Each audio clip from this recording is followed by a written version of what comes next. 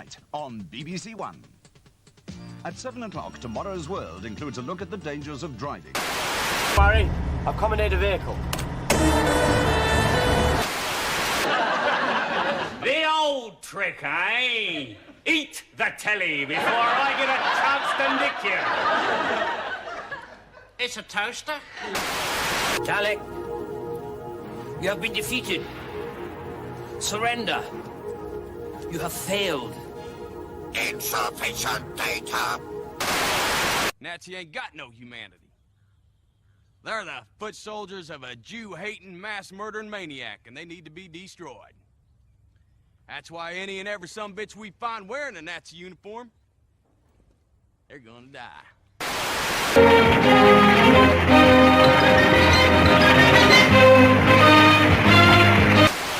Is this world protected? But you're not the first lot to have come here. Oh, there have been so many. And what you've got to ask is, what happened to them?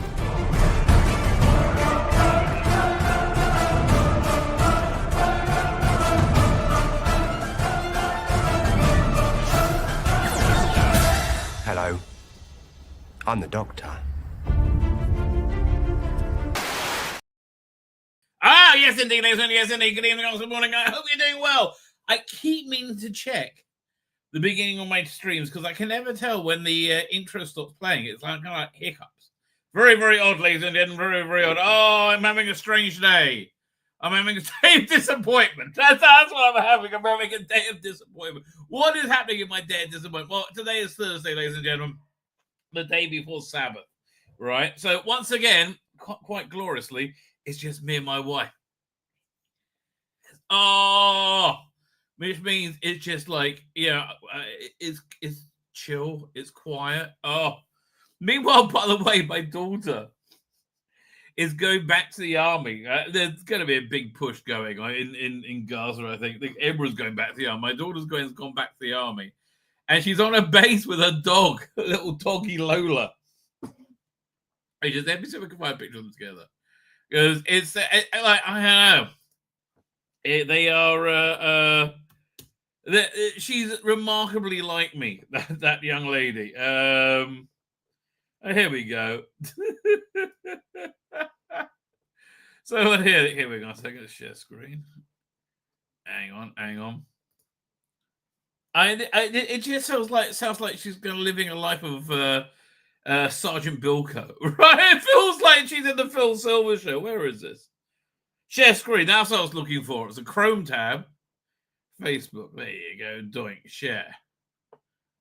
So that's my daughter Anne Lola, a little doggy who just runs around smiling. She's going to the army with her. Like really going to an army base? I mean, like, I don't know. And look, she's tiny. Oh, she's so little, but she's very young. She's very playful. Yeah, you get to see how big she is. Although my daughter's kind of short as well, so yeah, they're very similar. Yeah, that's. I can't. Yes, this is what it's gonna be like, right? This is the cutting edge. This is the tip of the spear. Oy vey. Now you get a little insight into my life.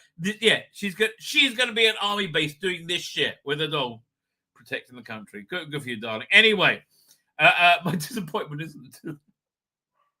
But okay, so it's just me and my wife. Awesome. Earlier this week, so there's a good deli place near there. Actually, they got the best deal in town. It's when you get big things of deli, you slice it to make meat, right? Make cold cuts. Then you got the ends. You can't cut anymore because they're too little. They vacuum seal them and sell them. They are freaking awesome. Oh man, what an incredible! And they're cheap as chips. They're fantastic. We love those. Anyways, we picked up some deli, so we'll figure we'll do like a Jewy deli platter, for Sabbath lunch. That sounds pretty darn good. But we thought, and then it's just us. We get takeout. So that first plan, which was the best plan, I hate to tell you, there's a place called Wings, right? That just has like very good chicken wings, right? And they package it up so you can reheat it for Sabbath. And that I'm like, yes, that's awesome. We should totally do that. And so we were gonna do that. And then my wife would have to go out and pick it up tomorrow. I'm like, she's like, I don't really want to. And now she works in Jerusalem. So the hit place in Jerusalem is called the Shuk, right? It's like the Shuk is called what's it? Market, I guess. Yeah, let me see if I can find some pictures of it. Mahane Yehuda Market. Yeah, let's see.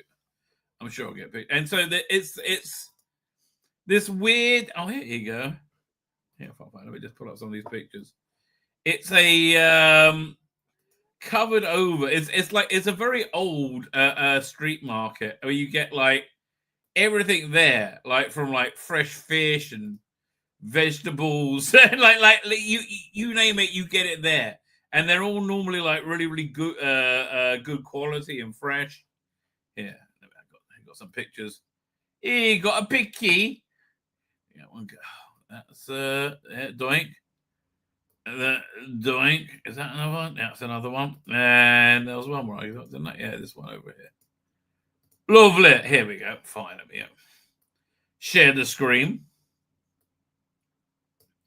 All right. Anyway, so right at the top of this place, there's all these like hip eateries, right? That's where they live. Oh no, we're back to Lola. No, we don't want Lola. Okay, I mean we want Lola's a lot of fun. I do like Lola. Oh, thank God we'd have to dog sit Lola. Oh, that would sound awful. This is Machane Yehuda, right? So there's all these like this is where all like the street food is, right? One second. Okay, fine. So there's a place there called Crave. My wife wanted to get takeout from there. I'm like, are you sure? It's really exciting. Again, it has like very good street food, but it's more, they make like fake bacon and fake cheese, and you can have because in Judaism you don't have meat and milk together, so you can't have a cheeseburger. So there's these fake bacon double cheeseburgers. Oh man, they're good. Stuff like that. I'm like, well, okay then. And she gets there. She's like, schleps to get there. It's like, it's like a scene out of Lawrence of Arabia, trudging through the desert, like, gotta get Crave. This is Mama Yehuda. Here, one second. Let's see if we can find Crave. Crave is really cool, I have to say. Oh, here, doink. Crave. Gourmet street food. I think that's it. That's a fair name for it. Yeah, I don't have some pictures. Oh, there you go. Fine. Here, let me share the screen. There we go. Stop screen. Share screen. Oh, this is worth it though, right? This is going to be worth it eventually. Fine. So this is Crave, right? So this is what I was like, okay. I mean, look, it's more expensive than wings, right? Which I was really fancied, but and it's all you can see. It's kind of hip and fun, right? Young people doing young people-y shit, right? We'll look at the pictures. That's the way to go. Well, can I just see all pictures? Is this it? Okay, no, that's just a bunch of people. Fine, we'll just go back to post then. All right. Like, yeah, again, it's kind of like pub food, street food atmosphere, and again, the stuff they do. This really, I was like, okay, sounds good. So when I get there, oh no, I forgot we had another thing. She will say that, you know what? I'll just get fried chicken locally. I'm like, well, okay then, no problem. So she steps to the fried chicken place. It's closed. Why would it be closed? I don't know. So then she goes to Crave, right? Yeah, it's made out of lamb and bacon, right? Then she goes to Crave. Schleps, like a long way to get there. And then she realizes what I said before she slept there was actually right. So then finally, she actually has to walk back through this place anyway, right? She goes to this place called Machane Yehuda. It's like this. It's kind of, if you ever come to Israel, you really need to visit it, right? It's you see, like they got some great quality stuff there, right? And it's very oldie woldy. So I'm like, okay, but not like you know, it just keep. Trouble is when you're there, you just buy too much. I'm like, and so I'm like, fine, okay, we'll go for this then. And then about an hour later, she got me saying, I think I bought too much. I'm like, yes, I think you probably did, darling. I think you probably did. Shopping, however, is going to be a lot easier for the British and Americans now, right? Man, they've just signed this, this trade deal. And Keir Starmer is like, oh, thank you. Oh, thank you. Like, that doesn't make me look like shit. Oh, thank you. And Trump was like, yes, well, you gave us exactly what we wanted. It's very fair. Right? I mean, like, the trade negotiation would be like, it seems like, we'll give you anything you want. The Starmer team says, and Trump says, yes, you will. Anyway, so that's going down right now. Here, let's have a look at that. Come on. Where are we up to? We've got to look at that as well. Here we go, Doink. Joins the United States in affirming that reciprocity and fairness is an essential and vital principle of international trade. The deal includes billions of dollars, which is everything Trump wanted. That was like Trump basically wanted to say, yeah, you're right. Of increased market access for American exports, especially in agriculture, dramatically increasing access for American beef, ethanol, and virtually all of the products produced by our great farmers and our Secretary, as you know, of Agriculture. I guess that market must have been closed to them because they were part of the EU. Culture is here, Brooke. Thank you very much for being here. Day. Thank you, sir. You'll let the farmers know. In addition, the UK will let the farmers know you can sow in England now. Okay. Reduce or eliminate numerous non-tariff barriers that unfairly discriminated against American products. But this is now turning out, I think, really to be a great deal for both countries because it'll be really great for the UK also. So. They're opening up the country. Their country is a little closed, and we appreciate that. We're just gently opening their legs, you know. It just feels like this went worse than the Brexit negotiation. That his Keir Starmer sobbing and thanking him. I'm the worst Prime Minister ever. Everybody hates me. Thank you, Mr. President, Donald. And Mr. President Donald. He's just so shit. It's like there's no part of Keir Starmer that isn't insanely shit. It's like a shit gave birth to a shit, right? And it came out and it was Keir Starmer. This is a really fantastic, historic day in which we can announce this deal between our two great countries. And I think it's a real tribute. It's really fantastic. Oh, everything else has turned to shit. It's only you have been good, Donald. It's only you. Oh, do you want me to suck your dick again? Well, I think you maybe have to. Well, of course I do. Of course, unless you would like me to bend over and yield my ever gaping ass to you. I just think he has an ever gaping ass, okay? This just seems how the negotiation will go. Yes. Well, I'm happy to feel your girth again, Donald. I am. Oh, I'm so happy to feel that Donald girth. Yes, Melania says the same thing. Oh, feel my gut. Oh, Donald. Oh, I feel the surge. To the history that we have of working so closely together. Like that time he came in my mouth. Can I pay tribute, Donald, to your negotiating team as well? Yes, your negotiating. They only spanked me. You know, kind of like they were much better than the when I was a faggot eater. Particularly Howard and Jameson, who've done an incredible job, a very professional job. Yes, they were very, very considerate lovers. They would reach round and give me a hand job. Yeah, as they slowly and gently opened my virginal anus I love that dare not speak his name. Oh,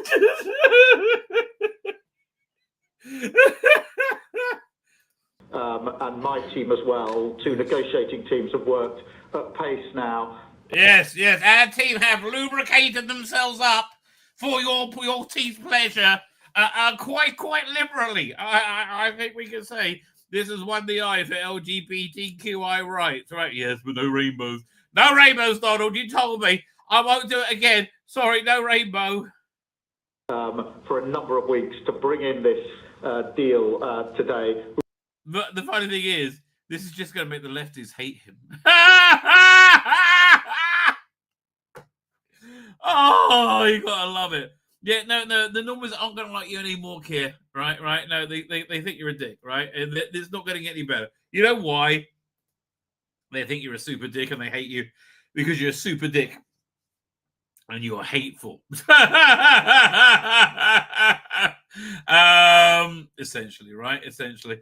What have we got? Well, yeah, it's oh man, no, okay, let's do this. So let's look at the arse clownery that Keir Starmer is actually running England with. Like, see what's really going on. Reform is so going to be okay. I wanted to give you my thoughts on reform, which I was very disappointed with was it Rupert Lowe? I'm sorry if I don't remember the name right. With the way Nigel Farage handled that, I thought that was poor, right? And I think the criticisms they had of him were valid and reasonable, right? My thinking is this. Nigel Farage is going to do whatever he has to do to become Prime Minister. So now he's appealing to Labour voters as opposed to right. My fear is he's not going to be interested in the mass deportations that are probably needed in the UK. Right, which I think is everybody's fear. I think it was Rupert or Richard Lowe's fear. Right, I don't know. I think you got to hope, right, that he's just planning on getting in power and really solidifying that he is going to. Honestly, you're going to have reform in the majority, and you're going to have everybody else are like minor parties. Right, this is the end of the Tories. I hope there's a mainstream left-wing party that forms as well, because I think that's really what's needed, right? I really genuinely do. I'm a big believer in a balance in politics, but I think he's going to be Prime Minister. Yeah, I think he's going to be, and he is not going to. You know what he reminds me of. There was a season of Survivor once, right, where they had, Boston Rob came back for like the third or fourth time and he hadn't won, right? And this time he was gonna win, and he just controlled every aspect of like everybody's like just watched them constantly and made sure they all did what they were told, right? That was the one with the guy from the FBI, who went absolutely crazy. He ended up in tribal council at the end, being the one of the survivors. Boston Rob put this guy along because nobody would vote for him because he's crazy. He was wearing a feather in his head and a red skirt. It was just weird, right? He had snapped big time. But I think he's playing a similar game to Boston Rob, right? I think he's like, I will be Prime Minister. I will brook no denial. And honestly, you got to hope that's going to be a good thing. You gotta hope there's gonna be a good thing. So here's Lee Anderson, who I like a lot. Just demolitioning. Is that the word? The left view on this uncontrolled immigration that they love so much, right? Just destroying them. Is if you arrive here illegally, i.e. on a boat or in the back of a lorry, you should not claim asylum. Right. But how do you know that some of the people on those boats are not actually legitimate asylum seekers? Because they've just left a safe country in France. That just blew his argument away completely. Right? How do you know they're not legit? Because they just went through 6 countries and they said, nope, let's go to the one that's going to give us 5-star hotels, driving lessons, free phones. But then, if they're in a safe country, they pass through 6 or 7, Paul, safe countries. If they are really, for their life, in fear of their life, they would claim asylum in the first safe country. well, Of course they would. I would. You? I think if that would you travel through 7 safe countries if you were scared? Well, do you know, I think some of the people that do that have quite a lot of gumption, quite Well, yeah, they have gumption because they got a good reward at the end. a lot of guts. You know, yeah, some of them, I wouldn't mind some of them actually being in the country. But you know, these people in these boats are not genuine asylum seekers. They're economic migrants. Well, some are, some coming aren't. for a better I don't life. think we can judge they end from up looking at working them. in prostitution, drugs, in crime. Some do, some don't. We don't know for sure. And you do need a legal... We don't know for sure, so we better destroy England because we fucking hate England. Mate, you're living in Clyde Cuckoo Land. Not at all, no. I live on the Clyde Cuckoo seaside. Land. I see this happening. I live near the hotels. I've been to the where camps they in are, France, but- and the lad said to me, in France, El Dorado. That's all they said, El Dorado. But that's why we need to I have no idea what that means. smash those gangs, because those are the... We're going to smash the gangs. Oh, we're going...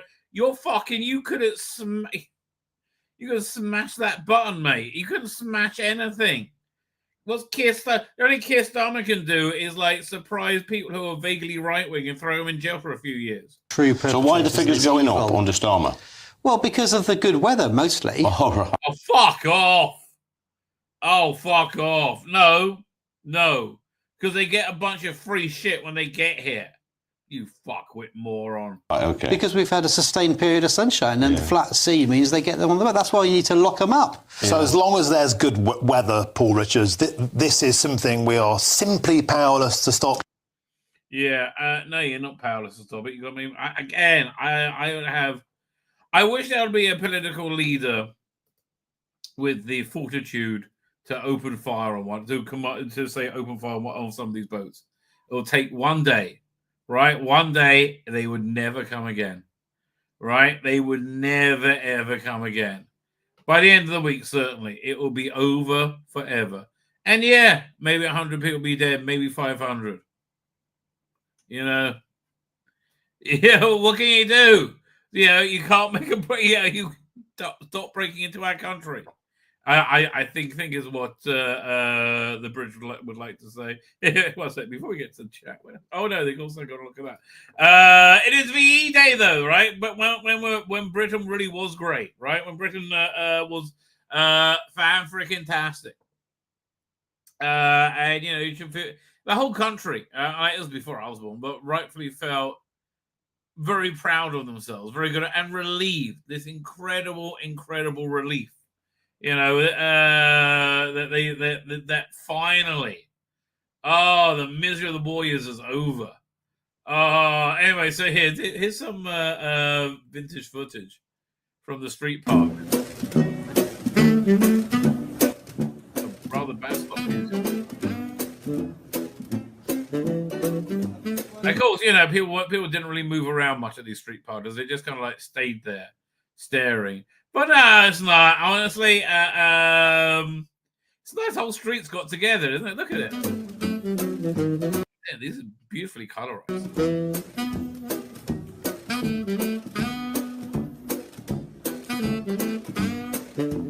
Yeah, people hadn't really worked out moving cameras. You could move on them. I mean, they just went through, you know, the 7 years of war, or you know, all things considered.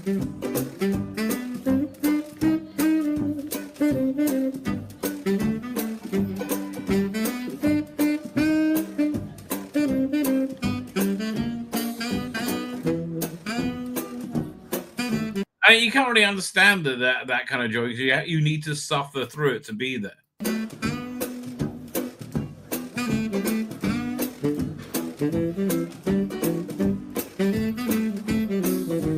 Okay, interesting question for you. If there was a drug, right, which essentially made you suffer through the war years, you know, made you condense that so you could feel the euphoria or VE Day, right? Would you try that drug? That'd be interesting.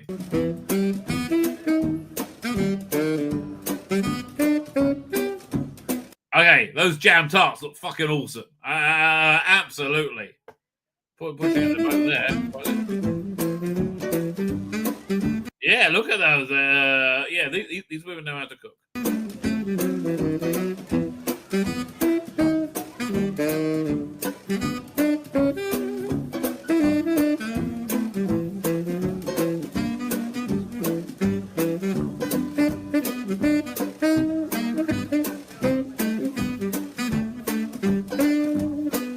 like that it's kind of like local as well. It's not the middle of a town. I mean, in the middle of London.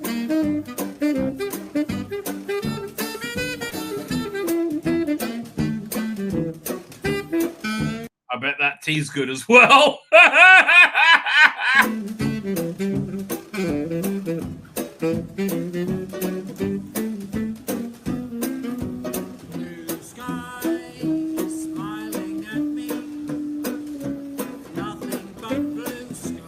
Okay, they seem like they're waving flags, but they're not holding any. It's really weird. Oh,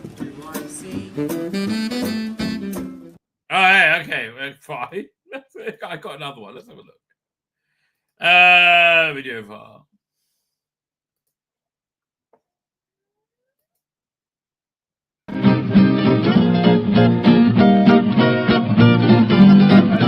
Yeah, this is when that man is dead and gone. When that man is dead and gone. Was it Friday? It's at the beginning. I don't know. What day was it? I wonder. What day of the week? When that man is dead and gone, we'll go dancing down the street, kissing everyone we meet. When that man is dead and gone, what a day to... And then they went ahead and made like the greatest economy of all time, and then we screwed it up. Wake up on, what a way to greet the dawn.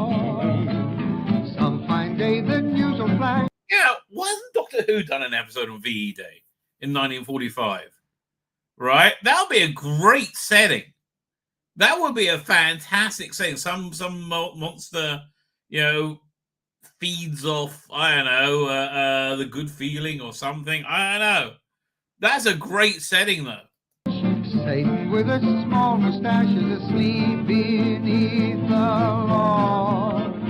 When that man is dead and gone. These people are waving flags, but they're waving flags. Satan, oh, top of land, dressed as... It's a bit of a bummer. Listen, this took a direction I wasn't thinking. I didn't think it would go. No, we wanted to. Okay, so they're destroyed. There you go. Let's get back to VE Day again. Well, that was not expected.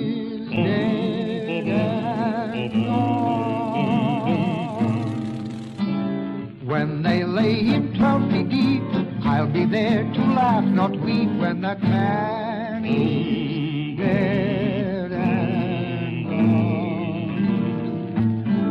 What a day to wake up on. Gotta watch that show, The Man in the High Castle, right? It was on Amazon. I made it years ago. I saw the first few episodes. What a way to greet the dawn. Satan will take him by the hand to meet old Goring's looked what man. When that man is dead and gone. When that man... Yeah, no, Doctor Who, I mean, when you stop being queer, do that. That would be awesome. Now, speaking of Doctor Who and VE Day, yeah, we'll do the chat. Yeah, doing. Where is it? I'm on the wrong thing. To go to the RFAP folder. RFAP stands for Rabbi from Another Planet. There you go. Let's pull up our thumbnail. She cried. Tigger digger. Nicola, no one says VE Day more than you, right? And Churchill takes it on. I'm out of here. But maybe I'll come back. I don't blame you, Churchill. I wouldn't go either. I would stay right there, mate. Never has so much been done for me. Nicola, as always, you look fantastic. Not sure what branch the military with, but you keep at it, darling. You keep at it. We're all very proud. Well, jolly well done for us. Yes, indeed. Jolly well done for us. Now, let's be clear. This thumbnail is lying to you because it says, Doctor Who, the story in the engine preview. We're not going to get past that. Okay? There's too much. We might do. But there's too much Doctor Who stuff to get to. But Superman, up, away. That does look good. It's getting test screenings. It's going down very well. Apparently, Avengers Doomsday is X-Men versus Fantastic Four. Why Pedro fucking Pascal? And by the way, does anybody watch The Last of Us anymore? I didn't even watch episode 2. I thought episode 1 was actually quite good. I was then I heard episode 2 they killed Joe. I'm like, I'm out. Catch you later. Not for me, ladies and gentlemen. Not for me. Anyway, where we are? Let's get to the chat. Like those buttons. Well, me too. Give them a good shine, baby. Give them a good shine. Lonnie, I'm actually in the middle of your Doctor Who episode. I quite like it for Doctor Who. What's it called again? Death at the Edge of the Universe. Right. I'm actually nearly done with it. I do like. I like the setting. I like a lot about it. It's really weird. On the audio version, it's got Christopher Price in it. It just took me by surprise. Where are we up to? So, Lonnie's here doing Lonnie. Archer Collin is here doing Archer Collin. Darren M is here. The gang's all here, baby. Time for Twister. Not enough Twister on YouTube. That is true. That is true. So Randy says, yes, it could be. What could be more stunning and brave to save the Doctor than bringing me back? Oh yeah, we got to do that story. We got to do that story. Yeah.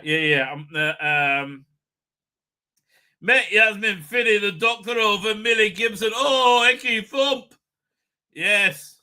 A lesbian relationship where she sucks a dick. It's it can only happen in 2025, baby.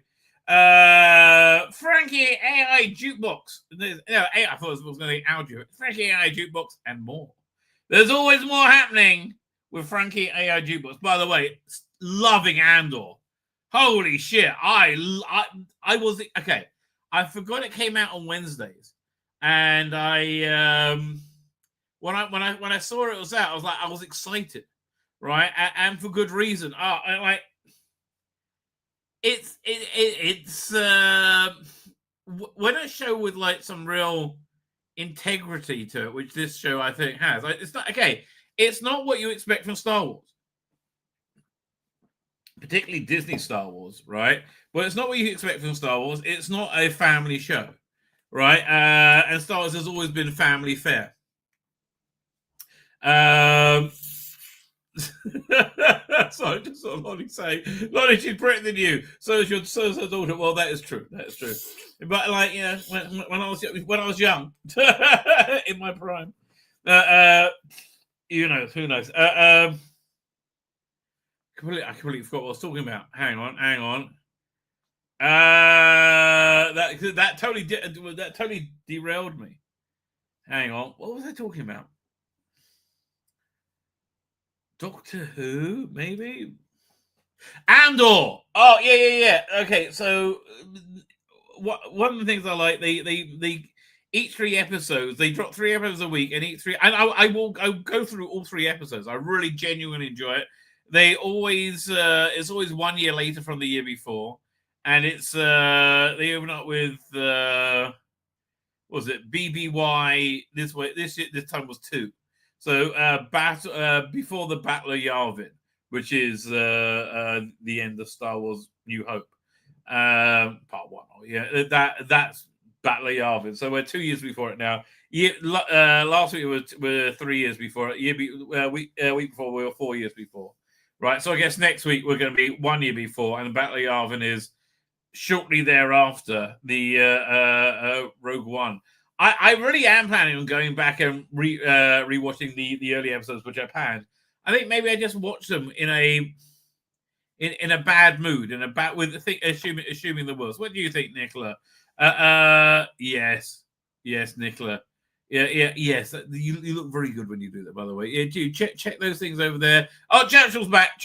How you doing, Churchill?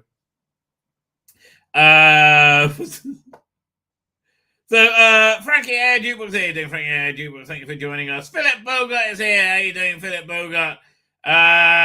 Who says plus? Oh no, that's Lonnie. Philip Bogart says hi, guys.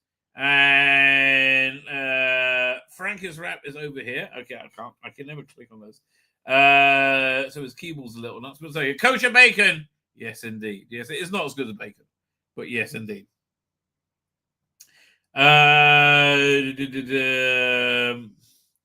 Starter is managing to piss off. Starter is managing to piss off a lot of people. Oh, yeah, that's great. Absolutely. Someone just concluded a trade agreement with India, meaning UK companies can now employ Indians without having to play national. Oh, fuck you.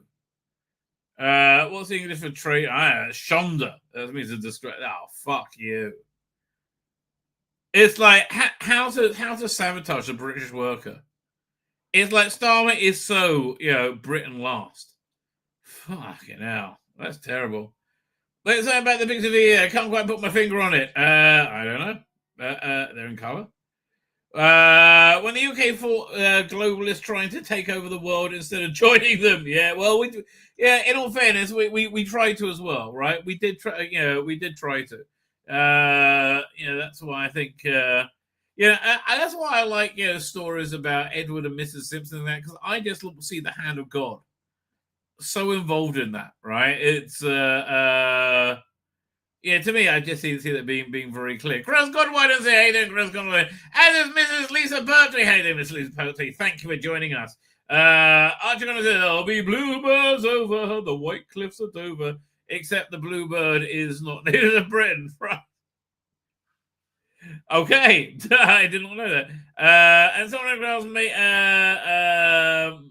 maybe a certain Princess Elizabeth, R.I.P. Oh, yeah. That would be nice. I tell you, I really enjoyed this show, The Crown.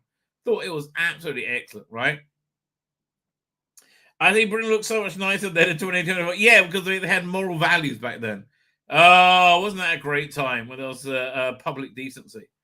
I think the world was better. Derailed, yes, totally derailed. It doesn't take much, baby. It doesn't take much. Anyway, where should we get to first? We've got a few things to get to.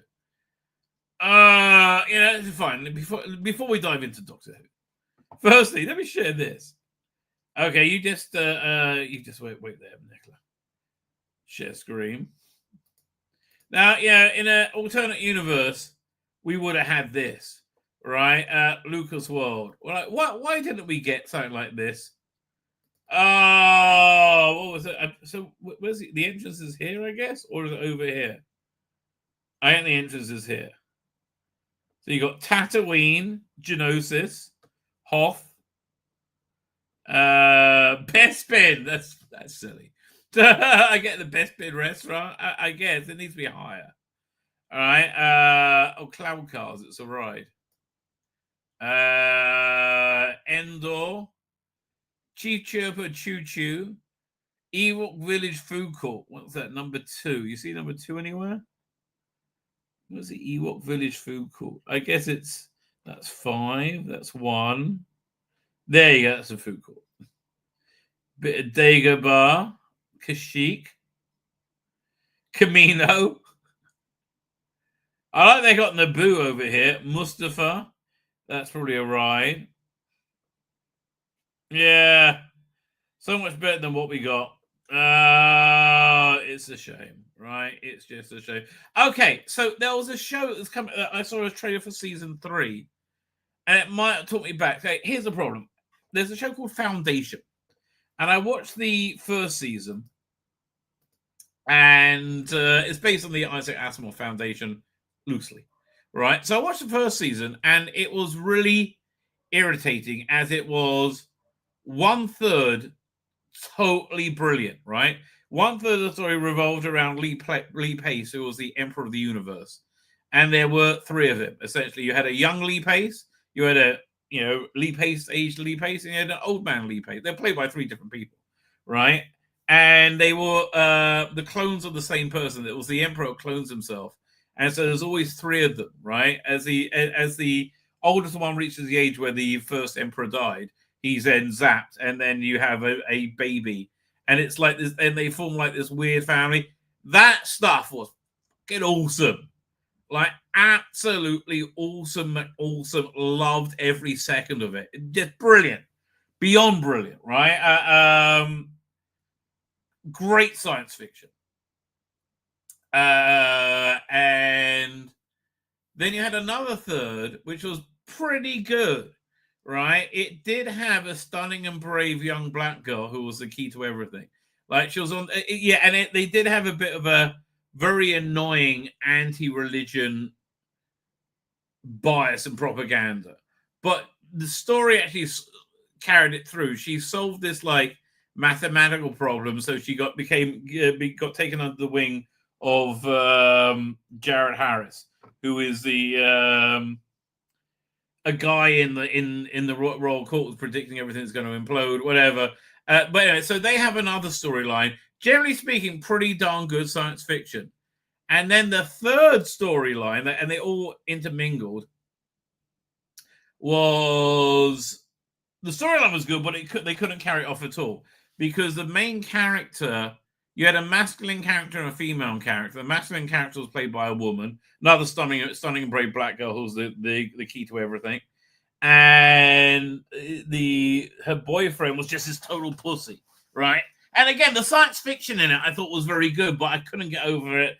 And yeah, in the end, you had the two stunning brave black girls ended up joining up together, and I was like, I'm out, I'm done. Now I saw the trailer for the third season. I'm like, well, that looks pretty darn good. Maybe they got rid of one of the stunning and brave black girl. So here, let's look at the trailer for the season 3 of Foundation. All right, and again, I've never read the books, and I imagine it's nothing like the books whatsoever. In fact, I've got it on very good authority. It's nothing like the books.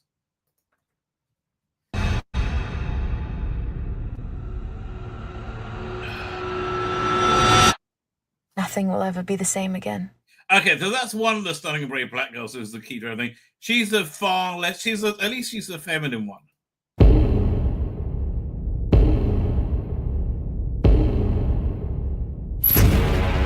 Okay, that's Lee Pace playing the Emperor.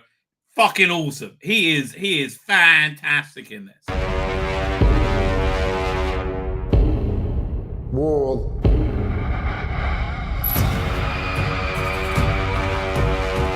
Again, you see, I mean, like, I call that excellent science fiction. Genuinely interesting science fiction. Is upon us. And at the center of it is the mule. He will destroy everything. I see something I like. I take it. Yeah, what really kills me is this is such a classy production. Yeah, a lot of time they just throw money at these things, and it doesn't really do anything. It doesn't. Look at Star Trek, right? This is the budget's on the screen, and it looks beautiful, right? And it seems to be one of the stunning and brave black girls, the worst one, isn't there in this, and maybe they got rid of her. But am I going to go back and go through it? Like, I don't know. I've really got to force myself. Right, to go back to the second season. I'm thinking about it. I am thinking about it though, because this trailer does look good, right? And maybe maybe the era woke. Maybe we might be out of it. I mean, I don't know. Look, I'm really enjoying Andor, right? Especially the opening shot where they're landing on the fourth moon of Yavin, right? And it just feels it feels earned.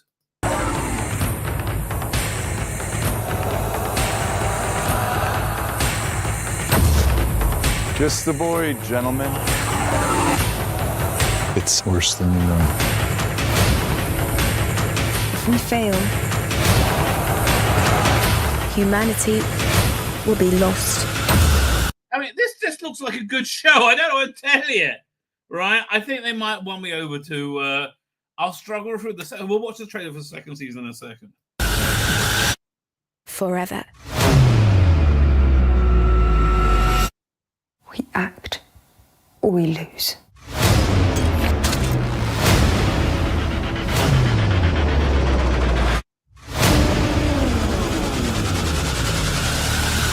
Yeah, it's a bit stunning. Brave girl was the key to everything again.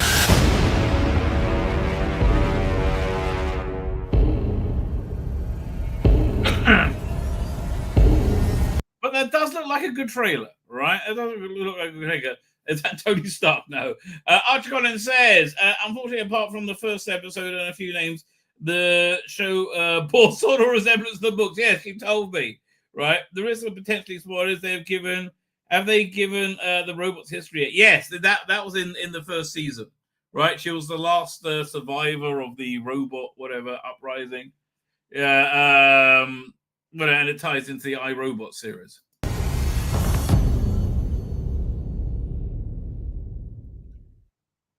I'm not subscribing currently, but I do like Apple TV Plus. It's my favorite streaming service by far. So let's have a quick look at the trailer for season 2.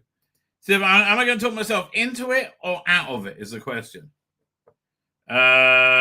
Season 2. This is the age of darkness. I have dreams sometimes about things that will happen. Right, again, that's the Stunning and Brave Girls. It was the key to everything. And I wake up terrified.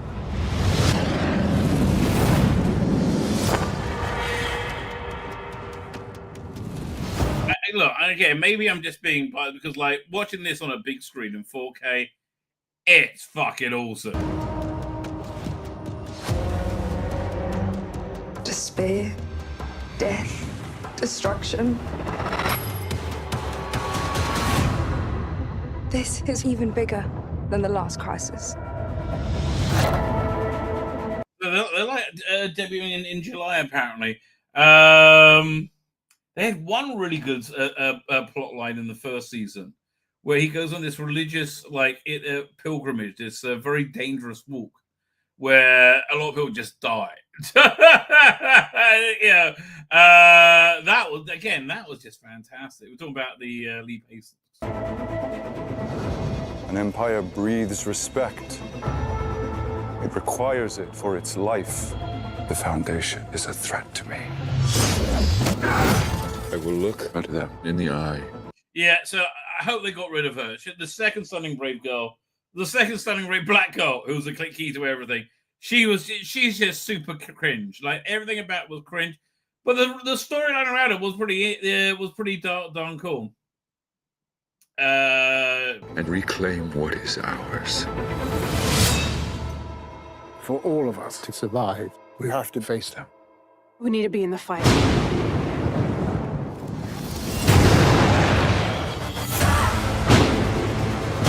Yeah, every time I see her, I'm like, oh god, no.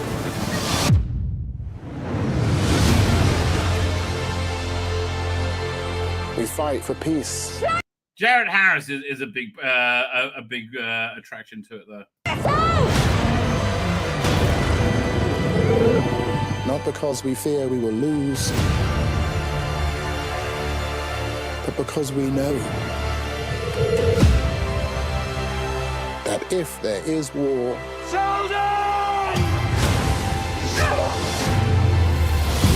Oh yeah, the cringy, Stunning and Brave black girls that keep everything. She's just like a super great fighter and again, very good masculine figure. we will win.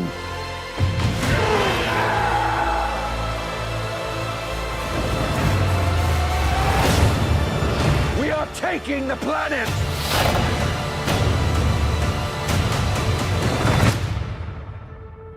It's time you and I had a reckoning. Okay, I don't know. The season 3 trailer, but maybe I'll check it out. Maybe I'll give it a go. Oh, I don't know. Guy Ritchie's got a movie coming out as well soon. I think on Apple Plus. Let's have a quick look. Guy Ritchie. Well, I still haven't seen the. What's it? Ministry of Ungentlemanly, whatever, blah blah blah. What's it called again? I'm looking up his filmography now. Where are we up to? Fountain of Youth. Really? Ministry of Ungentlemanly Warfare. I still haven't seen that. Somebody different wrote it, but okay.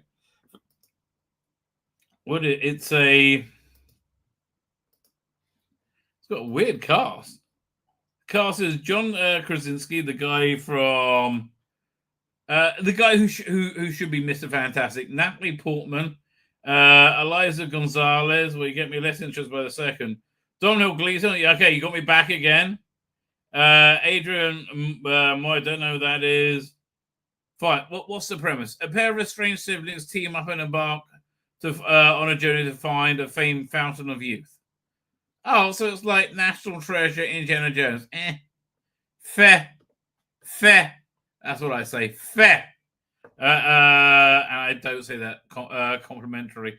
Let's look at this. Yeah, Doctor Who's official Doctor Who's going bye-bye, right? Doctor Who, if it is going bye-bye, I don't know how long for. I don't know even for sure, right? But it just seems logical it's going bye-bye unless they got some other plan. It doesn't seem like they got some other plan. Ralph C. Davis seems a bit fucked off in general, right? Doctor Who is going bye-bye. So here's the this I think will probably be the last vestige of the queer era.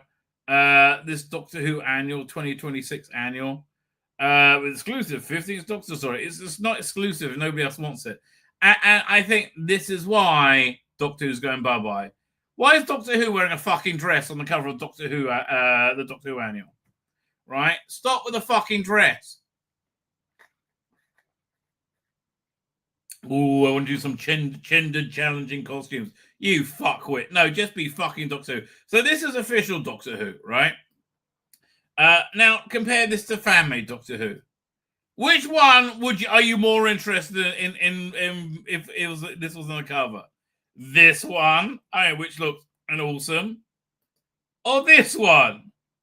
This one, made by AI, or this one? Yeah, I was just on this because this looks so much better, doesn't it? Genuinely. I have to tell you, mate. I do not know what to tell you. I don't want to tell you that they fucked up. You know, the Doctor Who is. I'm glad. I don't know for sure it's going bye-bye, but I'm glad that I think it is. Right? I think it's generally speaking for the best. But you want to see why it's going bye-bye? Remember this from 2024? Sorry, straight white men. Doctor Who was never made for you. And then the self-same reporter, 1 year later, Doctor Who's moral lectures are becoming harder to justify. Yes, they fucking are. Harder or impossible, right? I will go for the word impossible to justify. We're having crazy times here. Let's. And the more this goes in the normie media, right, the more fuck Doctor Who is. So let's look at it. Oh, is this the Standard? As in, yeah, the newspaper, the Standard. It's not some weird website. Stephen Braddock is here. The end was complete total load of shit. What a sad way for Doctor Who Andrews to bow out. Well, you got the fan-made ones, which are infinitely better, right? Doink. Doctor Who needs to stop lecturing us. Its morality policing is getting hard to swallow. Again, and the most important reason for this is because we're being lectured by our moral fucking inferiors. Right? It's one thing to be lectured by somebody superior to you. Like, Tom Baker can lecture me. Okay, well, Tom Baker's doctor can lecture me. I get the feeling Tom Baker might also be my moral inferior. Don't get me wrong, I love Tom Baker.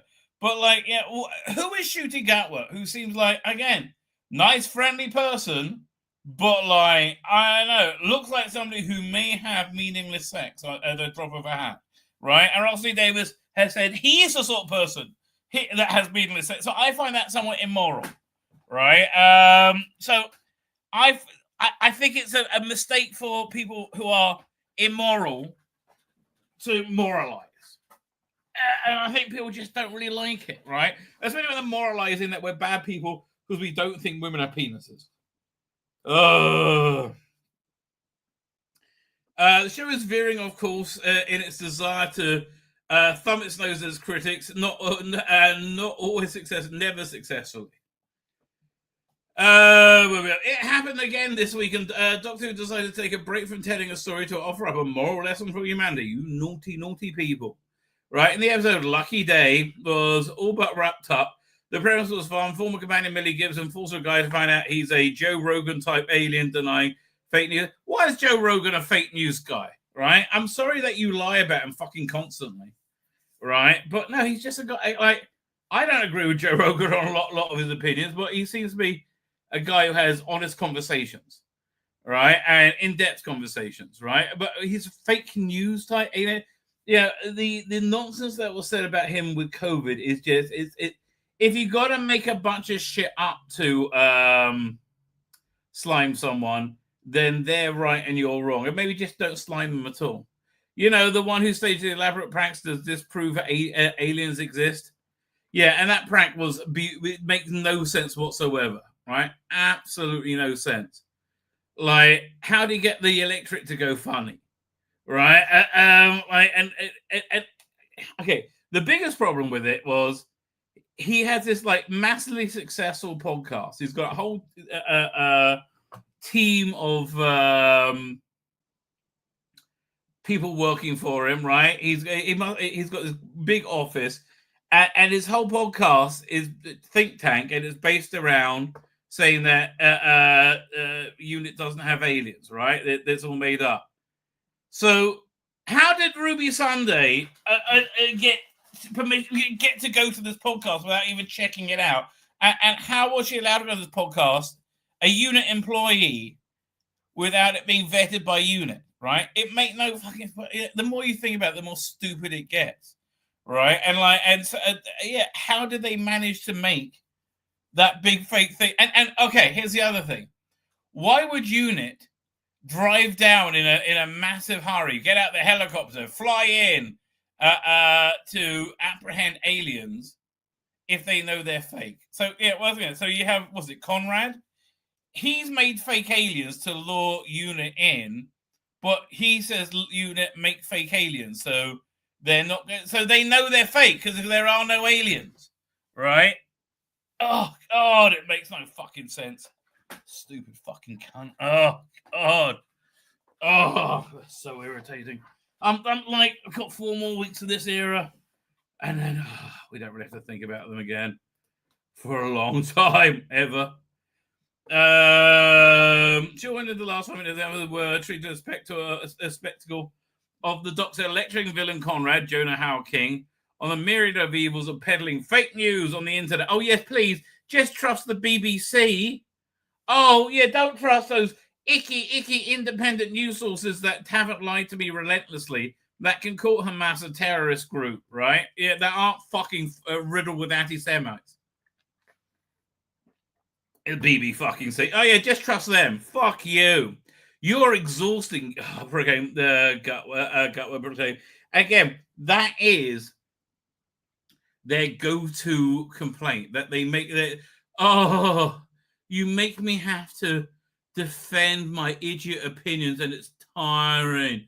Oh, fuck you. You stamp on the truth. No, you just you just hear things you don't like and go, lie, lie, lie, lie, lie. Oh, man. It's, what can I tell you? Oh, man. That's all going on there. Hang on, someone's talking about...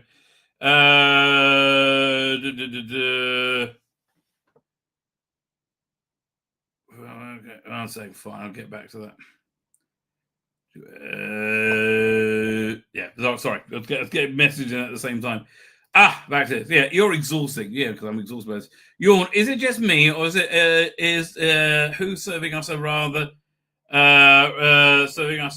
lot of these quasi lectures these days?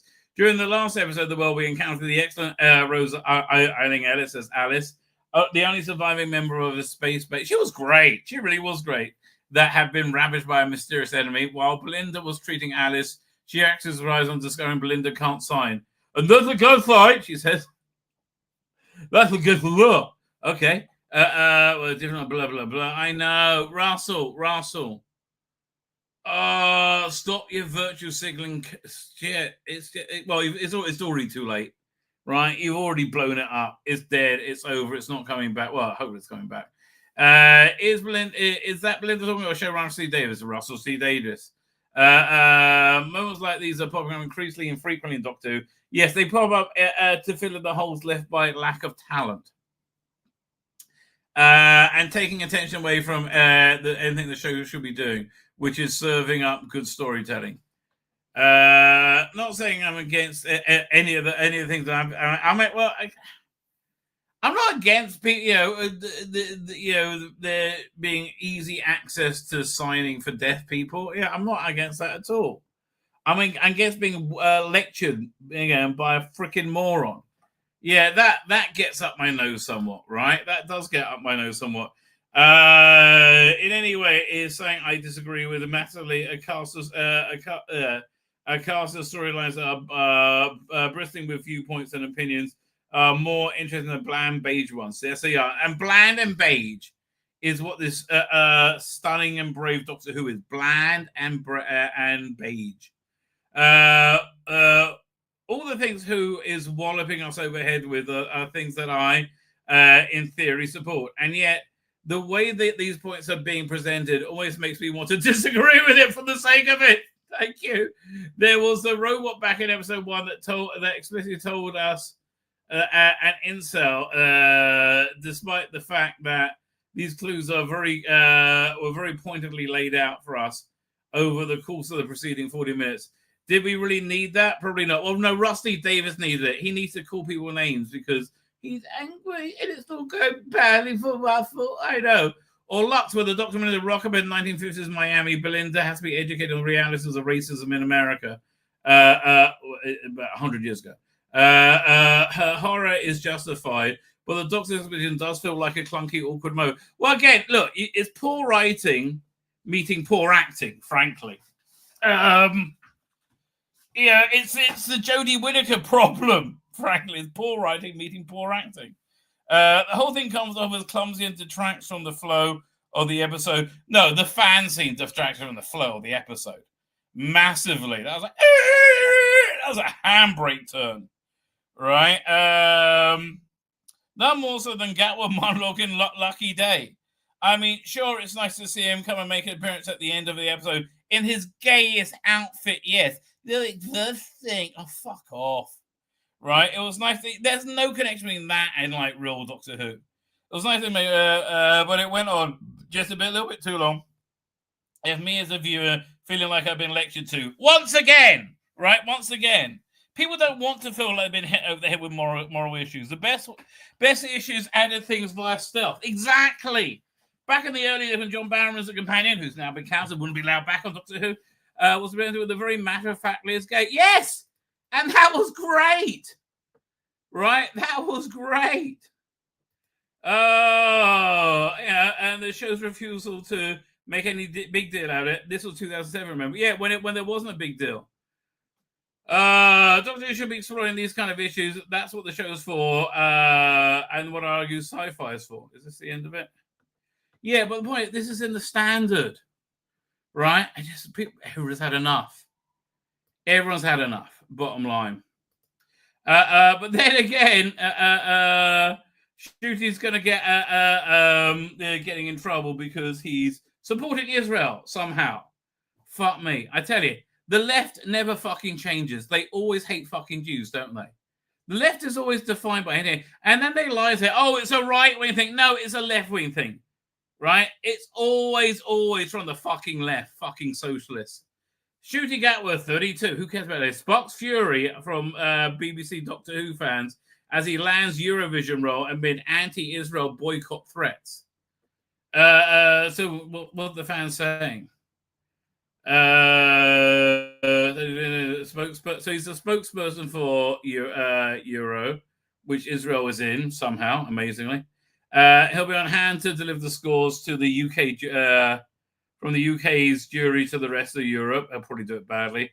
The collaborative efforts don't stop there. The night in the contest, the BBC will Eurovision inspires episode of the sci-fi series that you can title The Internet. Yes, we know that. Eurovision has faced backlash for decisions to ban pride flags among competitors, limiting participants to only one flag, national flag, in official spaces. Okay. Combine these factors prompted critics to announce the Eurovision's... Oh, got to read more. That's what's going on. Fine, so he's there.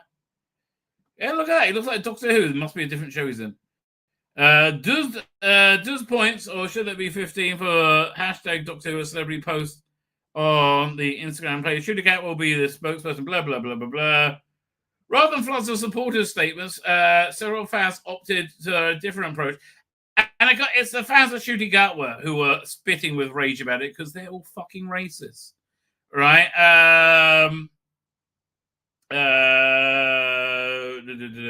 Not sure this is the time to have anything to do with Eurovision, honestly.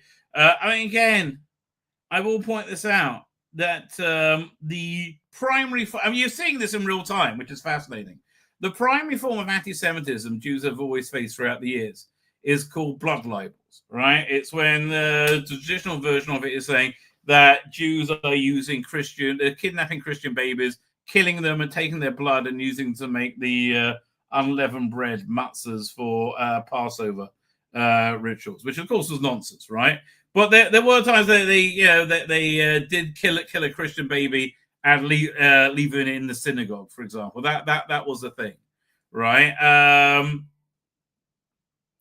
So Abel just went, oh, that's absolutely true. Calling Israel's action in Gaza genocide is exactly the same thing, right? It stands up to no scrutiny whatsoever. Israel has less civilian casualties than any other army in the world ever in this type of combat, right? I think in any type of combat, quite frankly. And they go do incredible things to protect civilian life, right? Again, more so than any army, right? But still, no, Israel. And what's the same reason, right? What's the reason saying Jews use Christian baby blood in their ritual and saying Israel performing a genocide, to say it's okay to hate Jews, right? And that's what it comes down. And it also always attacks the primary identification of anti-Semitism in the world, of Judaism in the world at the time, right? Which is the state of Israel, right? Where are we up to? Really? Are they banned pride flags from being allowed? We should be boycotting. And also they're mad about the pride flags. They have never said Israel yet. I would be usually excited, but I'm boycotting until Israel's given the same treatment as Russia. Again, I'm an anti-Semite and I'm a good person. No, you're not. You're not. This could sense of negativity amongst fanfare. Damn, I don't follow Eurovision, but with everyone I'm reading the comments, this doesn't seem like a good idea. Yes, because you live in a herd mentality. Gatwa and Doctor Who did receive some plaudits from fans who argued, fabulous. Well, I don't really want them there either, frankly. Right? I'm not interested in any way, shape, or form. Well, that's not really about. Well, I've seen a little bit on Twitter, right? Fine. But yeah, this week's episode, I'm really somewhat. I'm assuming it's going to. I'm assuming it's going to be shit, right? It looks like it's really good, right? And. Yes, leave site. We want to leave it. Go away. There you go. Right. It's this week's does look like it's going to be really good. Hang on. Start. Where we go to. That's good. So that's good. But it's written by, somebody who hates white people and is super racist. But again, look, that looks awesome. And I love the African culture inlaid into it. It's really genuinely interesting. It's like, what's that? The issue of Sandman, I should say, where he's he talks to somebody in Africa, so he's black essentially, and he takes on like black African cultural appearance because he appears native to whoever he's talking to. Sandman, that is. So it looks great. I just think this writer is probably a political writer who doesn't like white people at all, right? And I think that's what I think is going to be the message of the episode, that white people are just super bad. Right?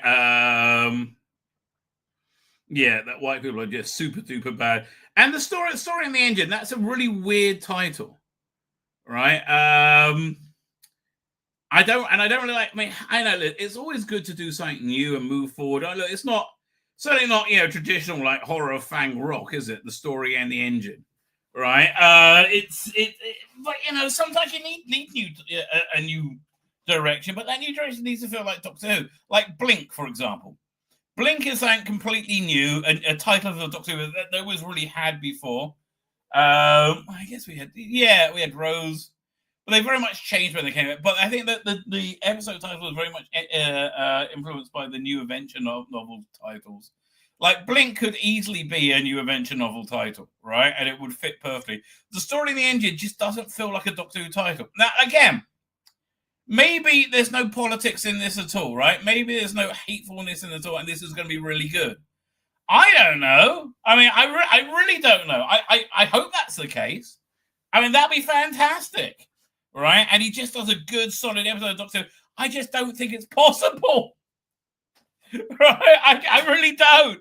I don't think this guy has any form of self-control to be able to do that, right? And I think Rusty Davies hired him wanting to write a political story because that's how he's done every bloody story this year and since he came back. Essentially, info, blah, blah, blah. Lagos in 2019, the ideal spot to get a bearing on the Vindicator. I really hate the Vindicator title. I mean, that's gonna they're gonna come out that they're vindicated because of it, right? You know that word plays on that's coming. Vital returning Belinda home. While he's there, the Doctor decides to drop in his old friend Omo, who runs a barbershop in the city. Blissfully unaware that he's falling into a trap, and Hera soon finds herself involved in a plot for revenge that spans centuries. Quote, unquote. Omo says, Doctor, tell it for us. It will be easier for you. A big story. You want a story about weeping angels and ice warriors, but nothing is more vivid than ordinary life. No. Weeping angels and ice warriors are better, right? Okay, do you want to watch an episode of Doctor Who about real life or about weeping angels and ice warriors? Weeping angels, ice warriors, please. That's totally the way we want to go. We want to go the weeping angels, ice warriors route. Are you sure? We could just do, somebody doing their laundry and sitting down and reading a book. No. I think we should do ice warriors and weeping angels. No, fuck you. That's not going to happen. This is the first time Doctor Who's long history that TARDIS materials in Nigeria, specifically in the country's former capital, Lagos. Again, if this wasn't in such a politically charged era, right? If this was in the 1980s, I would be fine. For both practical and creative reasons, this was shot in Cardiff, but the astonishing attention to detail is such you might find it hard to believe. Speaking of Doctor Who magazine, writer Inua Elam says he's stepping onto the set was a visceral experience. It must be cool. I mean, I grew up watching Doctor Who in Nigeria. Do you know when the Lost Stories are? To have Doctor Who taken to Nigeria is beyond my wildest dreams. Again, look, honestly, I think before you do these deeply personal stories, and I would say somewhat indulgent stories, they should really break their teeth and write 3 or 4 really solid, normal stories, right? With no personal bias for you, right? Unquiet Dead was the first television story Mark Gatiss wrote for Doctor Who. If all you knew, it might have been the last. He just wrote an unpretentious little story, right? Right, which I think, I think it's a mistake, right? I think, although this might be good, right? I don't know what to tell you. Like the Euro one, I'm pretty sure is going to be it's total cringe, right? Wall-to-wall cringe. This one, because I want it to be good. I really liked the World Cup weeks ago when when it was all kind of like, yeah, that was a solid episode of Doctor Who. It was things were better then. Right? Oh, God, I wish I thought this channel when Doctor Who was good. Right? I should have just started in 2005. It was a real mistake. I don't know why. In hindsight, I don't know why I didn't. Yeah, it's and just started reviewing Big Finish and the episodes as they came out, and I would have been relentlessly positive about everything, because I was relentlessly positive about everything. I got kind of bored with Clara. That was my thing, right? Yeah, but. Then after Jodie was on, I went back and watched the Clara episodes, and then I liked her a lot more. Then it's the only good thing Jodie did. Oh, go look at the story about Jodie coming back. Please tell me that's not true. Anyway, this is, as I like to say, just one man's opinion, right? Just one man's opinion. It's better, right? It's better when you can join together twixt one another. Ooh, she cried. Form a gestalt entity with another willing and supplicant mind. They don't come much more supplicant than Birmingham's King of the Geeks. It's, of course, Dan Hadley. How are you doing, sir? Supplicant? I don't think I've ever been called supplicant before. I don't even know what it means. It sounds wrong. It sounds wrong. If the cap fits and all that, I'll wear it. What cap is that? It's my running hat. Right. Yeah, weirdly, I don't have one of those. Yeah, it's got a little sort of stripe on it so that if it's after dark, motorists don't hit me. Please don't hit me. Well, yeah, it's like they might do. You never know. It's your fair game. It's Birmingham, mate. Well, my ex-wife went for me once. My ex-wife spotted me, and she did kind of make a beeline for me. And as she was passing, she did that. Oh, really? That's a shame. You thought you were in there. Never mind. How's your journey been? I'm getting the feeling you're experiencing Doctor Who fatigue right now, right? With this season of Doctor Who. Yeah, I am. It's a bit. I would really like to hope this week's episode is going to be a good one, but there's a lot of it that looks good. I thought the design looks great. I like the spider thing. But like my hopes are really low because like I just don't think this guy. Yeah, this is exactly. I was going over the last week's looked great, and look how they. It gets worse the more you think about it. That story, it gets worse and worse and worse and worse the more you think about it. This year, it's been generally speaking better. Yes, better than last season, but in some sense, it's far more frustrating because the episodes, generally speaking, it's all much more of the constituent parts are there and working and well oiled, and yet it's still not delivering ultimately because they insist on hammering home some message or another, and so by the time you've switched off, certainly by the time you've gone to bed that night. You feel browbeaten by it. I was just reading exactly a Normie article in the Standard saying exactly the same thing. They feel browbeaten by every episode, right? And it's just ridiculous, right? I think my thumbnail, and that's from the Evening Standard or the London Standard. Good London God. Standard. Yeah. It's one thing for us, for fans to. No, exactly. It's normie thought now, right? It's totally Then the again, much like you asked a normie about Doctor Who in the 80s, they say, "Oh, it's that shit show with the wobbly sets. That's just embarrassing," right? Even though that didn't really describe it at all. But previously, Rabbi, particularly during the Whittaker era, I got the impression that writers were encouraged to go with something in a kind of freewheeling way, in a very undisciplined way.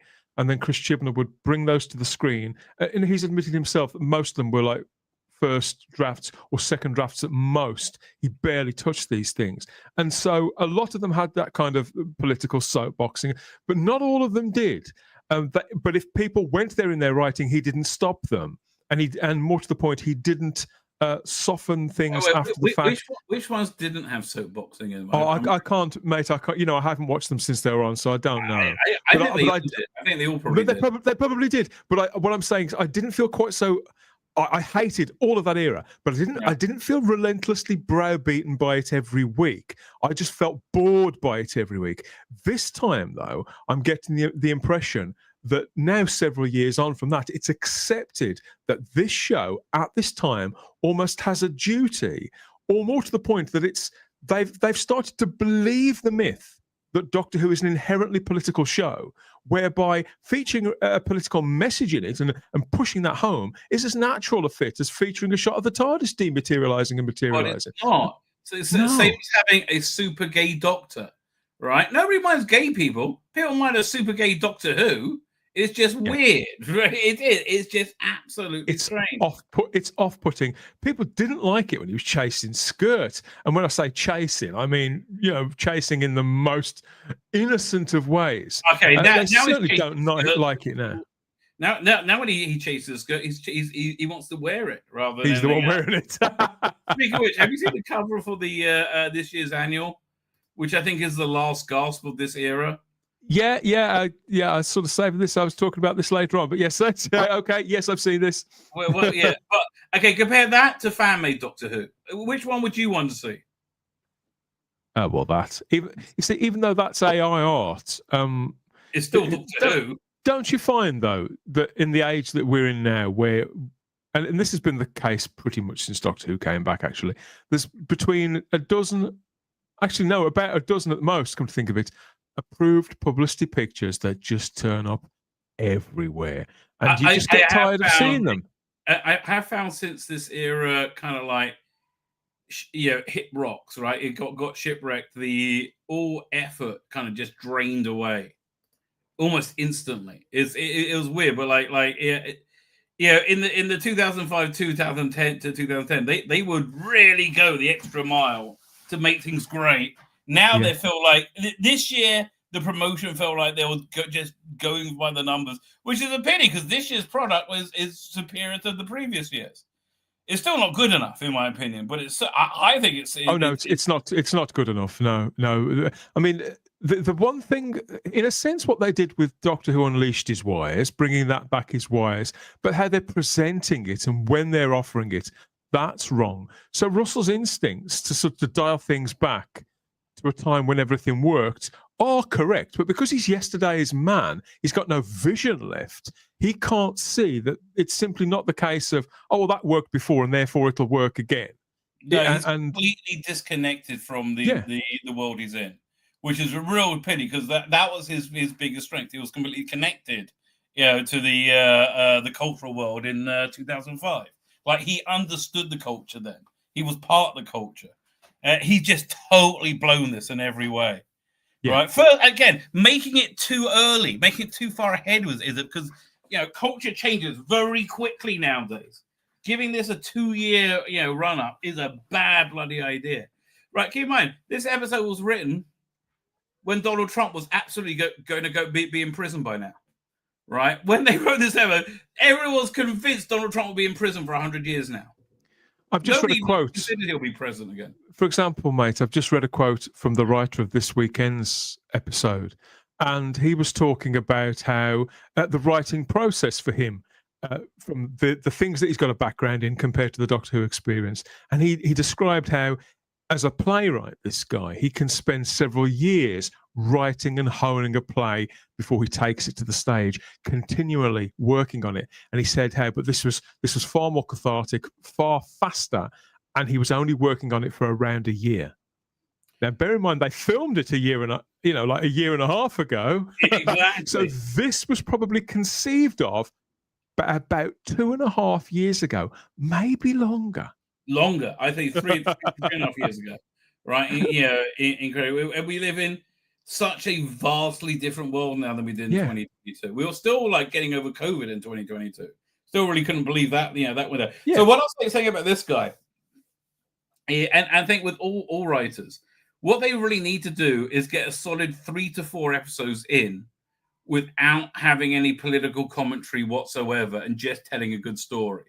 That should be the discipline. You need solid stories before you can go off into your own soapboxing, because the soapboxing is you get carried away by that because you're passionate about it, and then it's kind of like cancerously seeps the energy out of the episode. Right? You need to be a very a good writer to be able to do it, and none of them are. No. Right? Unless this guy's a fantastic writer. Again, look, my hopes are low. But I really want this to be good because I get, Yeah, I just feel this is a this is really in the direction Doctor Who should have gone in. Right here, I mean, again, Spider looks fantastic, but I love the African culture like inlaid into this. Right, Me too. I think it's beautiful. Right, and I think it could have been pure Doctor Who, and I think it's really where they should have leaned into. Right, I mean, like he could have spent this whole season in Africa, essentially, in the same way they spend it in England. You know, because Africa's got a very English, you know, their law and their culture is very much based on colonial law and culture. Yeah, their cultural, their cultural heritage and a lot of their values do align. But some people might think I'm talking absolute nonsense. No, they do align with British they values. really do.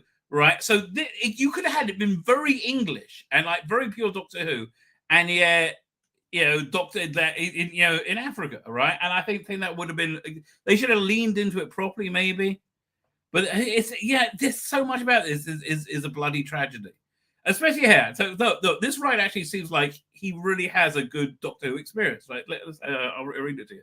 I grew up watching Doctor Who in Nigeria. To have taken Doctor Who to Nigeria is beyond my wildest dreams. So, like, I do imagine me a little kid watching Doctor Who on a like, you know, in a you know, on a little black and white screen when he was a kid. I think that it's a really kind of magical idea that he's now doing an episode. Oh, man, you got to do the Crotons before you could do Deadly Assassin. Okay. That's really that's a beautiful way. That is a beautiful way of putting it. I completely agree. I've only just started the preview, so I'll get you ready for your show. Well, so you'll know all about it. Fine. So as a kid, it was hiding behind the sofa and peeking. We had one of those ancient Hue projectors, not a small TV. I was totally wrong. So I was close to the cinema in my living room, right? And I watched Doctor Who, Tom Baker rolling with his long scarf. It was otherworldly. Now, for me, that's enough of a connection to Doctor Who that any professional writer can write a Doctor Who. You don't have to be a massive fan. He remembers being a child. There's a purity. Yes. To that. Yeah. Purity. It's a very good word. So again, I'm just, please be good. Just don't be white man bad. Please don't be white. You're going to be white man bad. Again, we've got something where somebody's come to the show in whatever capacity they're going to be involved in it, had an instinct to contribute in a particular way, a connection with the show. So you do wonder now, between this instinct and this connectivity, other people may have got into his head, inserted themselves in the process, coached him, and just like Shita Gatwa, who had got, he's younger than that and hadn't watched the show, but even he had this instinct of how he wanted to dress, and before they said, "Oh no, mate, have you thought about wearing this?" Yes, have you thought about wearing a different dress each week? Let's do that. Now, what have they told this poor bastard here? How have they perverted him? I really hope they haven't. But the thing that gives me hope is the other new writer knocked it out the park. She had a good idea and she did a good job, right? I think that they're scared to tell them no. So as long as it has real genuine talent, it might be okay. We'll find out in another day or so. Okay, cable TV fed young Inua and eclectic range of British TV, including 70s sitcoms. Some mothers do have them. And children's TV, Educating Marmalade, blimey, Rent-A-Ghost, and The Queen's. That's everything you need to be able to write Doctor Who. Frankly, that's the perfect combination. I would agree. Yeah.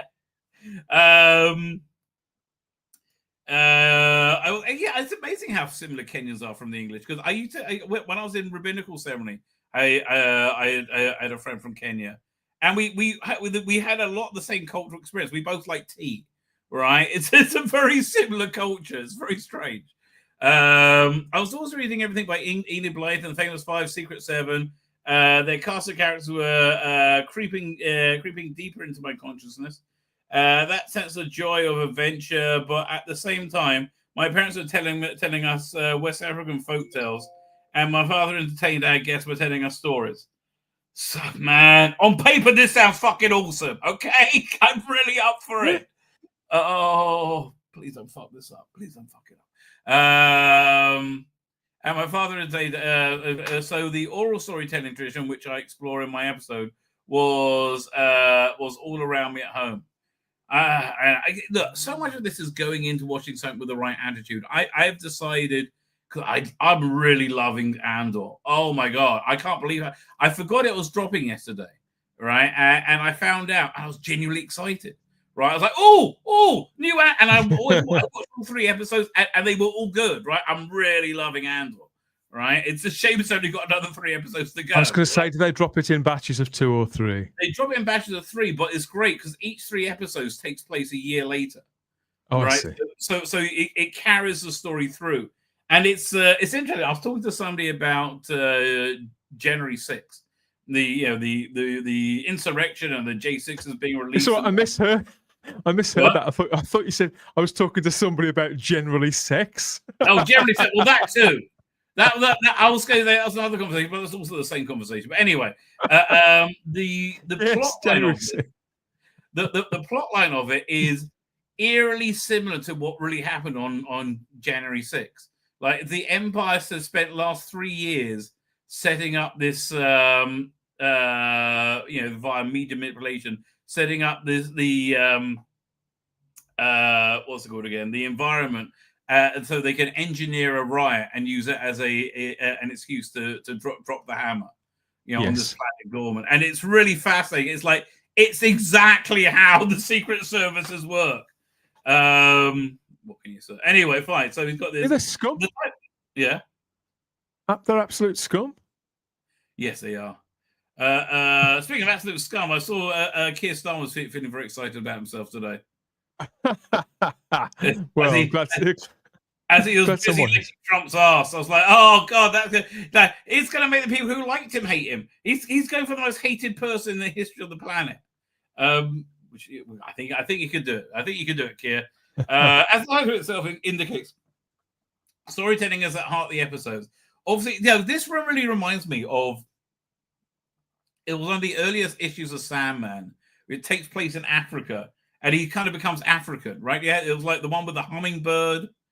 Do you remember that one? It was like I never read that. Never read Sandman. You never read Sandman? Oh man, that wasn't my kind of thing. Okay, fine. So it seems very nice. So obviously that is something that. Let me just see. This is where. So yeah, obviously something that is in many disciplines, including poetry, plays, performance, and graphic design practiced by Ayuna. However, he says, my story is also about the power of belonging. When the Doctor stops off at Omo's place, Omo is his mate in Nigeria, a barber shop that until now the Doctor has prized for the welcoming atmosphere, he encounters 4 men. Trying to belong, trying to belong, the need to belong, this is what the men are grappling with. Again, this sounds like a fascinating idea. I don't know. Does he have the chops to pull it off? It's a really fascinating idea. He's been a writer for quite a long time. I mean, it's a typical kind of Chris Chibnall, because Chris Chibnall was the guy who found this writer, and it's taken all this time for his script to sort of come to fruition. So he's a prodigy. No, that's unfair actually, but he's Chris Chibnall is the one who brought him on board to Doctor Who.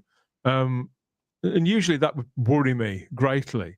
But in light of the fact of everything else he's said, I'm actually quite excited by this. Sometimes diversity hires could be good at their jobs too. Sometimes. Yeah. Right? Like being a diversity hire doesn't mean you're going to be shit. It just explains when they are. Maybe he's not. Okay? Maybe. We're going to be standing there going, that was the worst thing we ever saw. Right?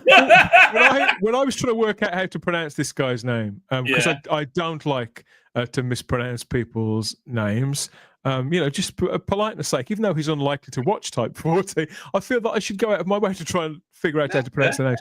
And then I thought to myself, I heard you in my other ear saying, well, you've got this job if his name was Ken Smith. No, exactly. But again, the difference is that his culture and heritage are something that's endemic to his writing. I mean, even it seems to be like even the writing style is very culturally African, right? Which is different from English, right? It's very interesting. Well, just in the piece here, I think we forget, because if you remember, like when DWM was first around, you'd read interviews with people like Terence Dix, Christopher Bidmead, all those kind of people, and they would kind of tell you about their lives and about their work, and you could follow the thread of it.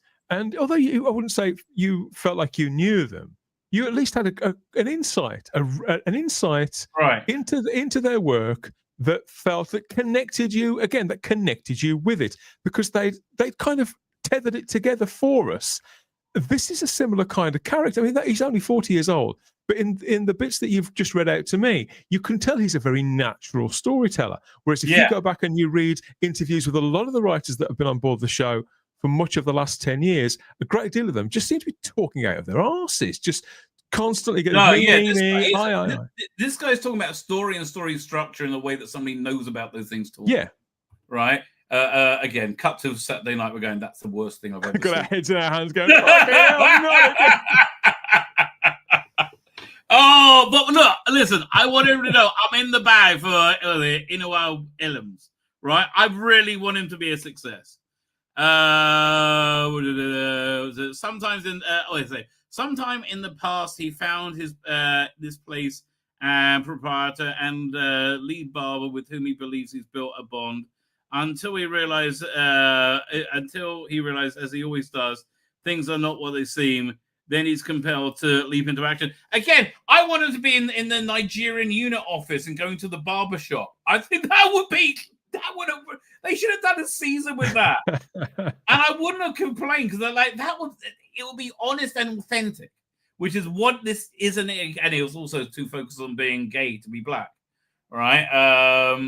So if you know Neil's work, I don't, you may notice the overlap with Barbershop Chronicles that was performed with the Critical Acclaim and National Theatre 2017. Now, that's normally a strike against it, right? If something's being performed to acclaim by the National Theatre, it sounds like it's going to be shit, right? Avoid it like the plague. Exactly. Especially in 2017. Oy vey. And it's since been performed across the UK and around the world. The story and the engine is not only set in a barbershop, but it shares some cast members, namely Sue Rimley and Michael Balogun, who appeared in the play. Well, again, look. I mean, barbershop culture is such the black English, is such a black African English experience. All right, like the first major black sitcom was Desmond, set in was there a black sitcom before then? That's right. That's the earliest start. I mean, you could look at the Lenny Henry's early shows used to talk about it. Yeah, but that was a sketch show, right? And also he was just coming off Three of a Kind as well, where he was with two very white people. Right? Who was he? I can't remember. I just remember the other two people were very white. Yeah, it's Tracy Ullman and David Copperfield with the other two-thirds. Well done, blimey, Tracy. That's pretty white. The story ended in a 5 says, everyone I wanted is there. So again, either this is good or super indulgent. Says when asked about casting process for the episode, I was completely happy. They nailed it. They did a beautiful job. Well, they cast who he said, apparently. So, okay. Told a gorgeous story, found such humanity and tenderness in places I didn't expect. It's just like, okay, maybe the Africanness of this will bring out Shooter's best acting as well. Like, he will, like, really understand how to play the role. It worries me, and I don't think this is on this writer particularly, but it worries me that they could be framing it as if this could be a place where the Doctor belongs. And the Doctor doesn't really belong anywhere. I think it's one thing for him to enjoy, to kind of revel in the cultures of other worlds and cultures. He does make himself comfortable in other places. Like he went to Christmas dinner at the Tylers and it was fine. He kind of enjoyed being trapped with Unit. Right, and it was okay, right? So I could see this as well. So one of the things they did in Doctor Who magazine, which I really liked, was they had Capaldi trapped in the 70s, and he stayed with this black family from Notting Hill, I think, and the father worked in for London Underground. Right, it was a really cool. It was like a year-long saga. It was a few different stories in it. Anyway. Given the setting, you can of course expect some great work from the hair and makeup department. Director Michaela McPherson had her work cut out maintaining continuity here, as well as liaising and with dialect coach Hazel Holder to make sure all the Nigerian words and phrases were pronounced correctly. Well, I guess that's the right thing. Yeah, okay, don't mispronounce them. And contending with all the effect shots demanded by the script. We planned it all, but the first week we definitely was definitely a bit of baptism by fire. We had wings. I was going to say wings. We have wigs in various different stages of the growth. The beauty. Okay, blah blah. Don't care. Fine. You use wigs. Michaela explains that although you can definitely find a common theme in Barbershop Chronicles, various drafts of the script firmly brought this tale into the world of Doctor Who. I imagine it is, right? I imagine that I'm not worried about at all. I think it's more in the world of Doctor Who than many other episodes. Fine. It's the men of the barbershop, she says, with the camaraderie and that brotherhood in its simplest form. This is a hostile situation. Again, this sounds like a lovely little episode. It sounds like a base under siege in a barbershop in Nigeria. Well, Rabbi, when I watched there wasn't many trailers for this season, but I remember when I watched the various trailers that they put out, all the clips that looked the most Doctor Who-ish to me and gave me the chills, the sort of Who tingles, turned out to be pretty much all from this episode. The visual, like you looked at the spider earlier on, and there's a bit where the barbershop looks like it's sort of tilting upwards, like the Hunt for Red October, and the Doctor seems to be falling out of the barbershop shop door. Yeah, that's this episode. Whoa. Yeah. That looks fantastic. Okay, it's don't fuck this up. Okay, please don't fuck this up. Oh, God, no. I thought, okay, I can. This is something I can do. Was it what they asked to do? Originally, I submitted another story, but eventually the station was to do a story centered on the shop. So yeah, he was originally going to do a non-barbershop story. Is that the guy who played the King of the Cats in the last Red Wolf thing? Do you know what? I hadn't recognised him, but I think you're right. Could be. I can't tell. Because I don't know the actor very well, not because everybody black looks the fuck off. No, yeah, I don't recognise any of these geezers. Right. Because location informed the... Oh, come back here. Because the location informed the drama. Idea! The chapter became how to dial it up and down the mystery and the threat. How to create... Okay, I'm in my head when I'm reading this. I'm annoyed. Because I'm planning out an African season of Doctor Who that they really could have done. Like, they could have had some reason why he's trapped there for while the TARDIS is regenerating or something, right? And he's working for African unit or something, right? But he's like, well, it's good. I'm like, I can get into this culture, my culture now. It works. So I'm all for the Doctor traveling all over our world. Because it did get a little bit sameish sometimes in the classic show and in the new series. I'm just very conscious of the fact that he shouldn't feel too at home wherever he goes, if you know what I mean. Well, that's why I want him to be in the very Englishly units of Lagos, right? Where it's very English. You got a picture of the Queen hanging up, right? It's very that's what would really gel it together. Yeah. Oh man. Again, they're too interested in being gay than black. They're way more interested in being gay than black, and it seems to be the issue. It does seem late in the day. It does seem late in the day to go to something so interesting and actually aligned. After dancing around topics which just simply aren't within the kind of remit of the show or that serve its general audience, whereas stuff like this does. Yeah, absolutely. So the how to create the rules of power dynamics and how to add elements of science fiction to the very ordinary everyday core location. In fact, it was a perfect training wheels for screenwriting to be dynamic and daring, trying to hold all that together while writing something that was steeped in West African men's barbershop culture, which I know nothing about at the same time. For a global audience, it was challenging, and that he understands that's his job is a real.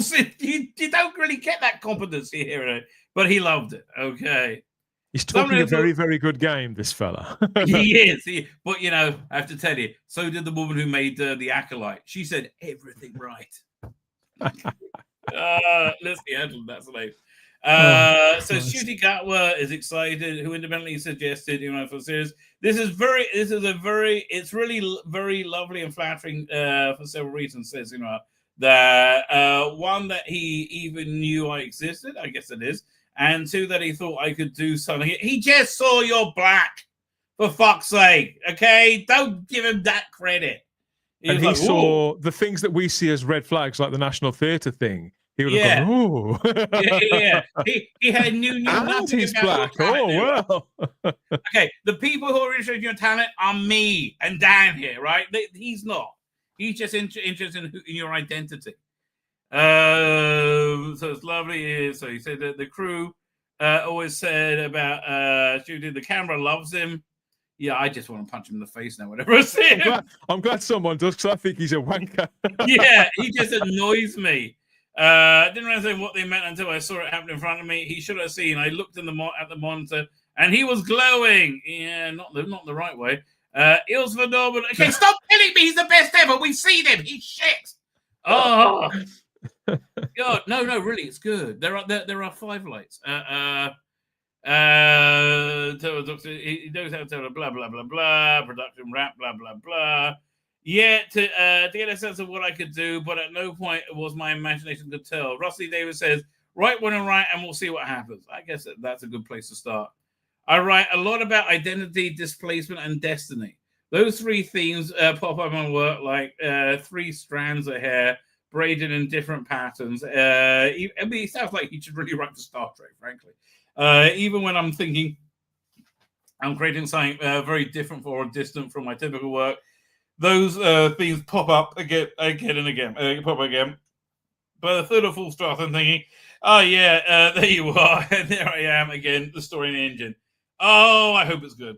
Looking at that picture there of Shooty Gatwa, it only convinces me more. Paul McGann has been right all of these years.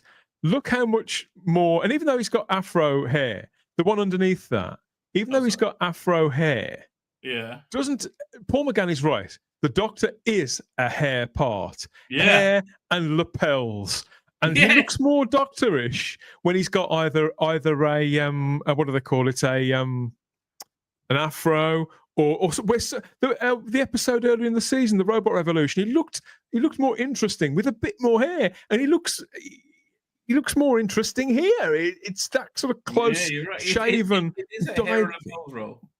Yeah, the more unkempt he looks, the more interesting he looks. The fashionista thing simply doesn't work.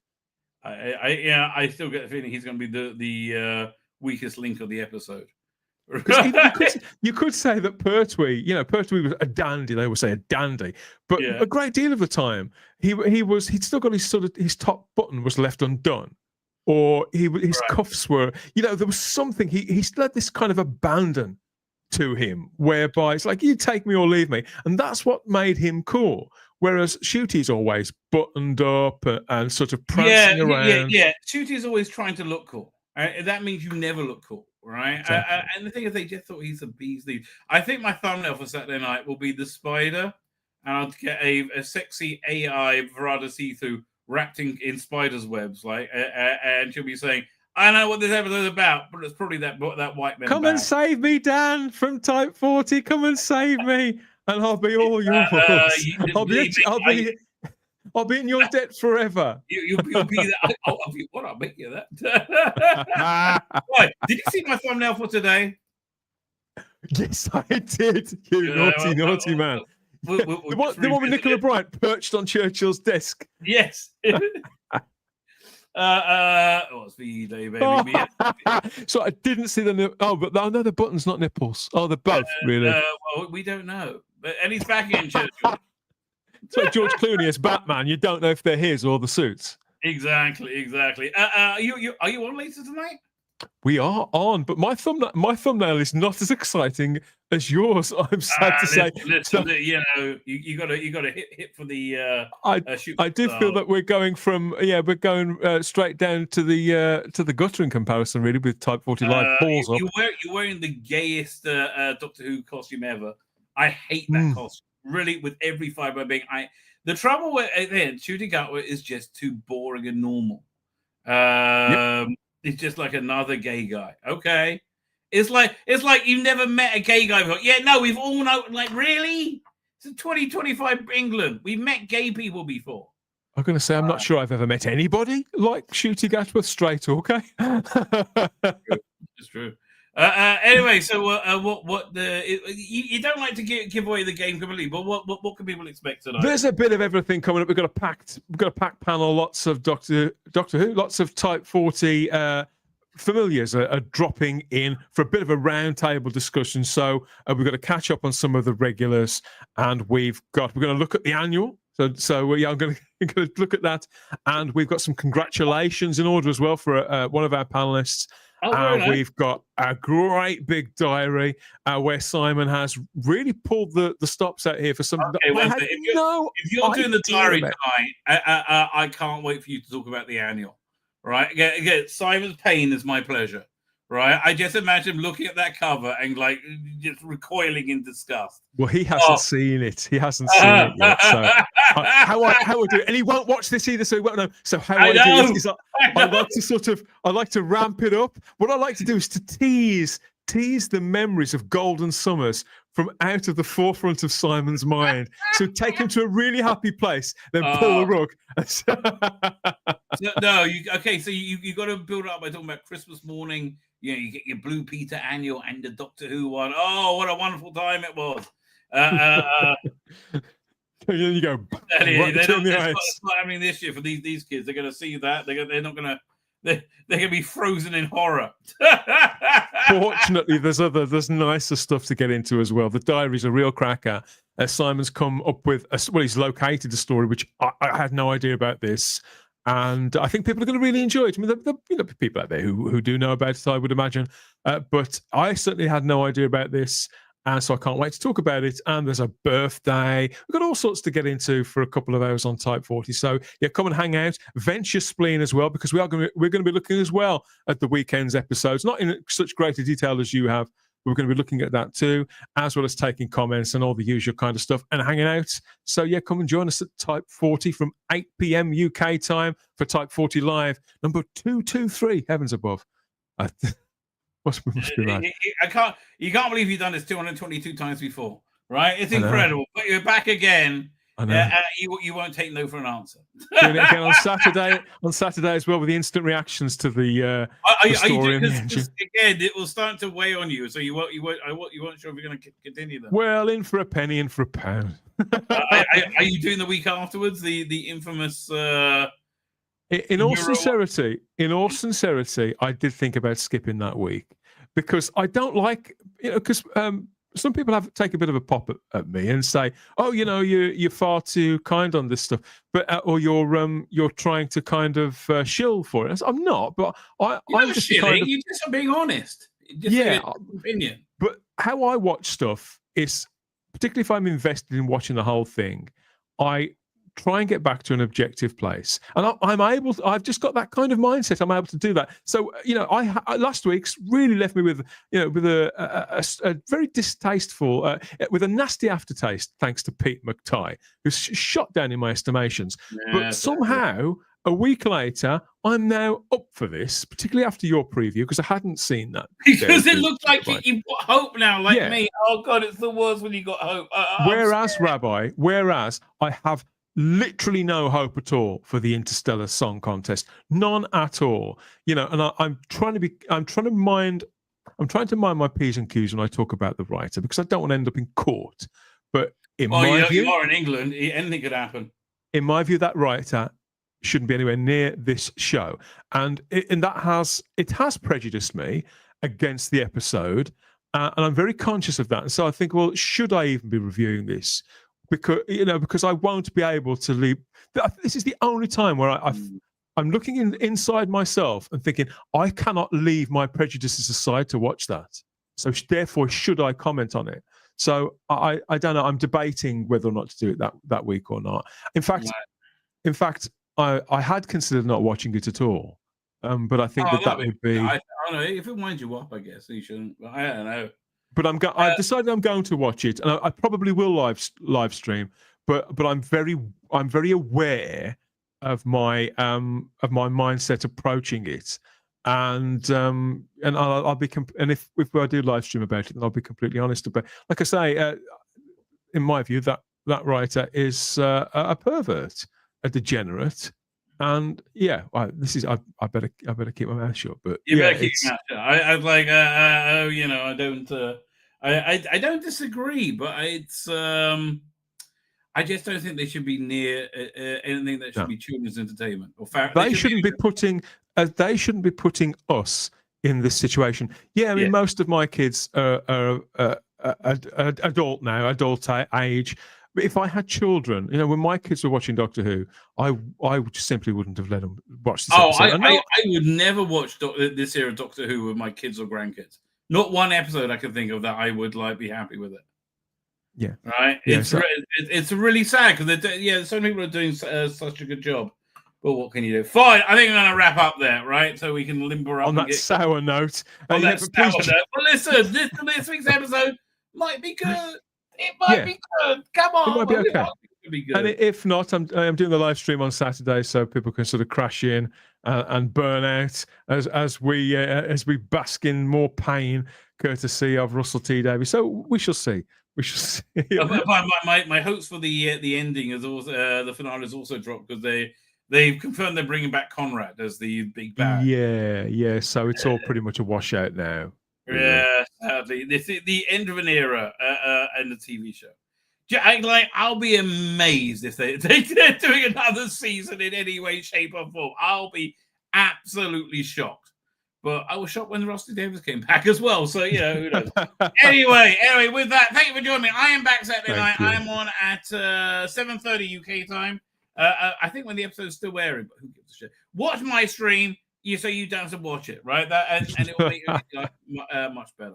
Unless it's good, then everybody should go watch it. Fine. With that, ladies and gentlemen, I'm going to hit the end broadcast, and I'm going to hit it again. Say good night. Thank you, Rabbi.